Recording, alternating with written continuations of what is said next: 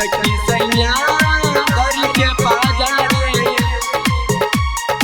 मारे से दिया पे माजा रे। म्यूजिक बाय इम्तियाज खान। सखी सैया धरी के पाजा रे मारे से दिया पे माजा रे। सखी सैया धरी के पाजा रे मारे से जिया पे माजा रे। कैसे बताई रे कैसे सुनाई रे दर्द देला ताजा ताजा रे। सखी सैया धरी के पाजा रे मारे से जिया पे माजा रे। सखी सैया धरी के पाजा रे मारे से जिया पे माजा रे। कैसे बताई रे कैसे सुनाई रे दर्द देला ताजा ताजा रे। सखी सैया धरी के पाजा रे मारे से जिया पे माजा रे। सखी सैया धरी के पाजा रे मारे से जिया पे माजा रे। एटी म्यूजिक रिकॉर्डिंग स्टूडियो दिल्ली। सखी सैया धरी के पाजा रे मारे से जिया पे माजा रे।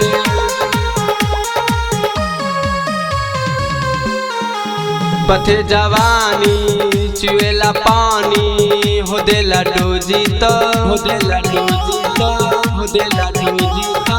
सखी रे इंजन क देला गिंजन पियाऊ रोजे तो पियाऊ रोजे तो पियाऊ रोजे तो। कबो न करेला ये सखी ऊपर पोजी रे ऊपर पोजी रे ऊपर पोजी रे ऊपर पोजी रे। पथे जवानी चुएला पानी हो देला डोजी तो देला डोजी तो देला डोजी तो। सखी रे इंजन क देला गिंजन पियाऊ रोजे तो पियाऊ रोजे तो पियाऊ रोजे तो। कबो न करेला ये सखी ऊपर पोजी रे ऊपर पोजी रे ऊपर पोजी रे। उतारी के नथिया मिलावेला आँखिया खियावे ना खा जा रे। सखी सैया धरी के पाजा रे मारे से जिया पे माजा रे। सखी सैया धरी के पाजा रे मारे से जिया पे माजा रे। एटी म्यूजिक रिकॉर्डिंग स्टूडियो दिल्ली। सखी सैया धरी के पाजा रे मारे से जिया पे माजा रे।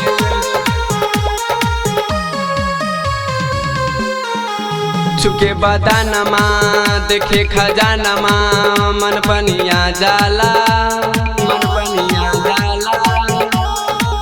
देला जब दौर सखी रे मोर जुआ घबरा जाला जुआ घबरा जाला।